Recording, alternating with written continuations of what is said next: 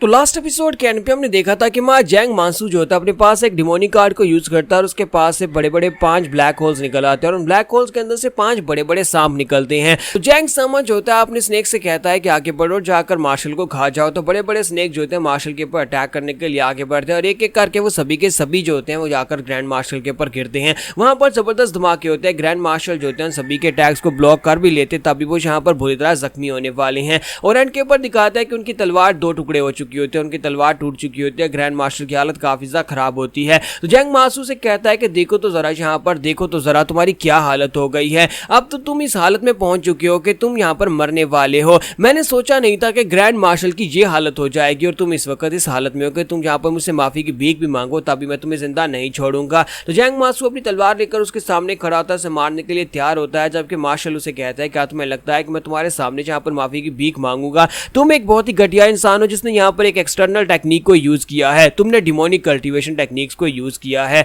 तो जैंग मासू से कहता है ये क्या बकवास कर रहे हो, मार्शल आर्ट्स तो सिर्फ मार्शल आर्ट्स होती हैं और इस बात से क्या फर्क पड़ता है कि डिमोनिक हूं या फिर राइटियस हूं, क्योंकि मार्शल आर्ट्स का मकसद इंसान को स्ट्रॉन्गर बनाना होता है और चाहे वो डिमोनिक आर्ट्स ही क्यों ना हो, हम लोग यहाँ पर उसे स्ट्रॉन्ग बन सकते हैं। और साथ ही उसे कहता है कि अब यहाँ पर तुम्हारे मरने का वक्त है, क्या तुम कुछ कोई आखिरी अल्फाज कहना चाहोगे? तो ग्रैंड मार्शल उसे कहता है कि हाँ मैं यहाँ पर कुछ आखिरी अल्फाज कहना चाहूंगा, तुम एक बहुत ही घटिया इंसान हो जो कि यहाँ पर एम्परर के पांव के नीचे रहते थे। हमारे एम्परर के जूते उठाते उठाते तुमने यहाँ पर एम्परर बनने का सपना देख लिया और तुम्हें लगता है कि तुम यहाँ पर एम्परर बन सकते हो। एक दिन तुम्हारा यही सपना तुम्हें ले डूबेगा। अगर तुम यहाँ पर गद्दी के ऊपर बैठ भी जाते हो मेरे मरने के बाद, लेकिन तुम ज्यादा दिनों के लिए गद्दी के ऊपर नहीं बैठ पाओगे, क्योंकि बहुत ही जल्दी तुम्हारा यही सपना तुम्हें तुम्हारी मौत की वजह बनने वाला है। तो जैंग मासू से कहता है कि चलो ठीक है, तुमने अपने आखिरी अल्फाज कह दिए और इससे ज्यादा मैं तुम्हारी बकवास नहीं सुनना चाहता। इसी के साथ ही जैंग मासू जो होता है अपनी तलवार उठाता है, स्ट्राइक लगाने के लिए पूरी तरह से तैयार होता है। जबकि हमारे कमांडर को भी बताता है कि वो मरने वाले हैं, तो ऊपर आसमान की तरफ देखते हैं और अपने बच्चों को याद करते हुए कहता है कि प्लीज बेखा मेरी बेटी को बचा लेना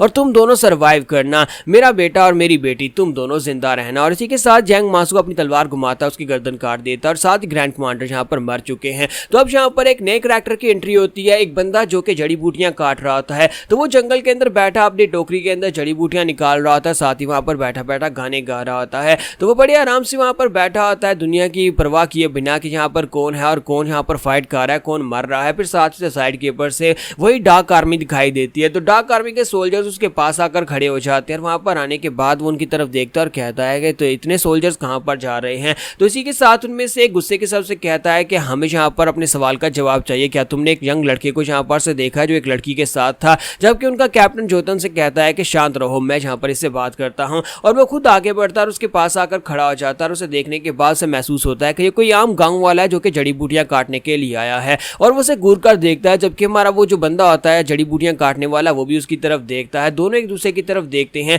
तो हमारा जो कैप्टन होता है उसने अपने किलिंग इंटेंट को रिलीज किया होता है, लेकिन दूसरी तरफ से जो जड़ी बूटियां काटने वाला होता है वो ऐसे शो करवाता है जैसे कि उसे महसूस ही ना हुआ हो। तो कैप्टन कहता है कि क्या तुमने यहाँ पर से किसी लड़के को देखा है जो कि सोल्जर की यूनिफॉर्म में हो और साथ ही अपने साथ एक खूबसूरत लड़की को लेकर भाग रहा है? अगर तुम यहाँ पर हमें बताओगे तो फिर हम तुम्हें इनाम देंगे, क्योंकि वो एम्पायर के गद्दार हैं और हम लोग यहाँ पर उन्हें पकड़ रहे हैं, उन्हें सजा दी जानी है। तो ये बात सुनने के बाद वो बंदा उसे कहता है कि नहीं, मैंने तो यहाँ पर से किसी को गुजरते हुए नहीं देखा, हो सकता है कि आसपास से कहीं से गुजर गया हूँ, मैंने नहीं देखा। तो कैप्टन अपने लोगों से कहता है कि चलो जल्दी से आगे बढ़े, पूरे जंगल में फैल जाओ और उन्हें चारों तरफ ढूंढो, वो ज्यादा दूर नहीं गए होंगे। और इसी के साथ ही वो लोग वहां पर से चल पड़ते हैं। तो जब वो लोग वहां से जा रहे होते हैं तो कैप्टन वहां पर खुश हो रहा था और सोच रहा था कि मैंने यहाँ पर अच्छा किया इस आम गाँव वाले को नहीं मारा, क्योंकि बहुत ही जल्दी यहाँ पर जैंग मासू नए एम्परर बनने वाले हैं और उसके बाद ये सारे के सारे गाँव वाले तो मेरे गिनी पिग्स बनने वाले हैं। इन सभी गाँव वालों के ऊपर मैं खुद एक्सपेरिमेंट करने वाला हूँ और जब तक यहाँ पर जैंग मासू पूरी तरह से एम्परर की गद्दी के ऊपर बैठ नहीं जाते तब तक मैं यहाँ पर और कोई मसला नहीं चाहता। इन आम गाँव वालों को मारने का फायदा नहीं है, जबकि बाद में इन सभी लोगों को बुरी तरह से टॉर्चर करके इनके ऊपर मैं एक्सपेरिमेंट्स कर सकता हूँ। तो जब वो लोग वहां पास चले जाते हैं, इसी के साथ ही वो जड़ी बूटियों वाला बंदा जो होता है उठकर खड़ा होता है और कहता है कि हाय मेरी कमर, नीचे बैठ कर तो मेरी कमर में दर्द हो गया है। और साथ ही उनसे कहता है कि तुम्हें और छुपने की जरूरत नहीं है बच्चों, तुम लोग बाहर आ सकते हो। हो। ये बंदे को सब कुछ पता था और इसने जानबूझकर यहाँ पर बेकार सोंगा को एक पेड़ के पीछे छुपा रखा था और उन लोगों के सामने ऐसे शो कर रहा था जैसे कि इन लोगों को इसने देखा ही नहीं। तो बंदा तो काफी ज्यादा अच्छा है। तो बेखा और माई राइमी जो होते हैं वहां पर पेड़ के पीछे से निकल कर आते हैं और उसके सामने आकर खड़े हो जाते हैं और साथ उसे कहते हैं कि सर आपका बहुत बहुत शुक्रिया हमारी जान बचाने के लिए, आपने यहाँ पर हमारे पर एक बहुत ही बड़ा एहसान किया है। तो बंदा उसे कहता है कि हाँ यहाँ पर खड़े मत रहो, जल्दी से भाग जाओ, इससे पहले कि वो कमीने सोल्जर्स वापस आ जाए और तुम्हें पकड़कर ले जाए। तो हमारा रेबेका जो होता है राइमी से कहता है कि राइमी चलो जल्दी से यहाँ पर सीनियर को थैंक यू बोलो और उसके बाद हम लोग यहाँ पर से चलते हैं। जबकि हमारी राइमी जो होती है वहां पर चुपचाप खड़ी होती है और काफी ज्यादा उदास होती है और साथ उसे कहती है कि तुमने उन्हें कैसे छोड़ दिया,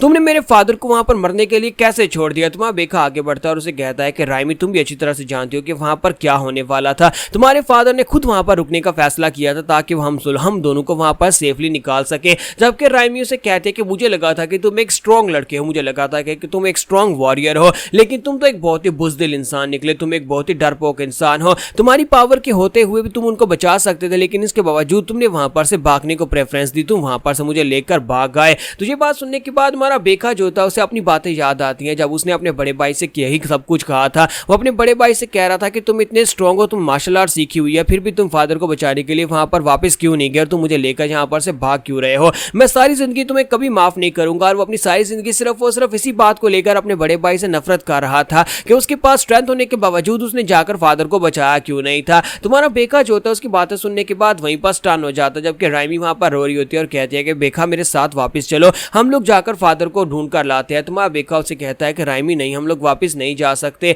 तो राइमी खुद ही वहां पर से चल पड़ती है और कहती है अगर ऐसी बात है जो तुमने अपना फैसला कर लिया है तो फिर मैं जा रही हूँ, सोंगा तुम यहीं पर रुको, मैं जाती हूँ, जाकर अपने फादर को बचाऊंगी चाहे कैसे भी, लेकिन मैं अपने फादर को बचाकर ले आऊंगी। तुम्हारी राइमी वहां पर से चली जाती है और बेखा उसे रोकने की कोशिश करता है, लेकिन वो उसे रोकने में नाकाम हो जाता है। वो अपनी परेशानी में पड़ा होता है, वहां पर अपने ब्रदर के ख्यालों में खोया होता है और वहां पर इसी सोच में हमारी राइमी जो होती है उससे काफी दूर निकल जाती है और हमारा बेखा वहीं पर खड़ा रोना शुरू कर देता है और कहता है कि मेरे पास कोई अधिकार नहीं है कि मैं उसे रोक सकूं, मैं उसे कैसे रोकूं, मैं उसे वहां पर जाने से रोक नहीं सकता क्योंकि मैंने खुद भी कभी यहाँ पर ऐसा सब कुछ किया था और मुझे महसूस हो रहा है कि वो क्या सोच रही है। जब किसी के साथ ही वो सीनियर उसे कहता है कि मुझे पता है कि तुम यहाँ पर उसे जाने से क्यों रोक नहीं पा रहे हो और तुम यहाँ पर उससे नफरत भी नहीं करते और वो लड़की भी तुमसे नफरत नहीं करती, लेकिन वो लड़की ये समझती है कि तुम यहाँ पर उसके फादर को बचा सकते हो, उसकी सिचुएशन जो भी हो, लेकिन तुम्हें अच्छी तरह से पता है कि यहाँ पर से बचकर निकल पाना काफी ज्यादा मुश्किल है। लेकिन बच्चे क्या तुम्हें एक बात बताऊं, मुझे लगता है कि तुम्हें उस लड़की के साथ जाना चाहिए, उस लड़की के साथ जाओ, क्योंकि उस लड़की को अगर तुमने छोड़ दिया तो फिर सारी जिंदगी वो लड़की तुमसे नफरत करती रहेगी, लेकिन अगर तुम अभी उसके साथ जाओगे तो फिर वो लड़की जो है वो तुम्हारे साथ वापस आ जाएगी उस सिचुएशन को देखकर जो भी वहां पर जाने के बाद तुम देखने वाले हो। तो हमारा बेका जो होता है सीनियर की बात सुनने के बाद सोच रहा होता है कि मुझे लगता है कि मुझे राइमी के साथ जाना चाहिए, मेरा भाई मुझे छोड़कर चला गया था लेकिन मैं राइमी को अकेला नहीं छोड़ूंगा, अब मैं यहाँ पर अपनी जिंदगी में से किसी को भी नहीं खोने वाला, राइमी को मैं छोड़कर नहीं जाऊंगा। और इसी के साथ ही हमारा बेका जो होता है वो कहता है कि मैंने उससे वादा किया था कि मैं उसके साथ शादी करूंगा। तुम्हारा बेका जो होता है इसी के साथ सीनियर से कहता है कि एक ना एक दिन मैं आपके इस एहसान का बदला जरूर चुका दूंगा, मेरी जान बचाने के लिए आपका बहुत बहुत शुक्रिया। इसी के साथ हमारा बेका बड़ी तेजी के साथ भाग जाता है। जबकि वो चला जाता है तो वो सीनियर सोच रहा होता है कि लड़के को देखो तो सही, इसकी आंखें देखो कितनी ज्यादा शार्प है, ऐसे लगता है जैसे कि स्ट्रॉन्ग बनने की इसको चाहत है। पता नहीं क्यों इतने सालों के बाद यहाँ पर आज इस लड़के को देखने के बाद मेरे अंदर एक ख्वाहिश जाग रही है कि काश ये लड़का मेरा डिसाइपल होता, मैं इस लड़के को अपना पर्सनल डिसाइपल बना लूं। तो जहां पर हमारी एपिसोड 40 का एंड होगा और नेक्स्ट एपिसोड में देखेंगे कि आखिर ये सीनियर कौन है और जहां पर उसे अपना डिसाइपल बनाने के बारे में क्यों सोच रहा है।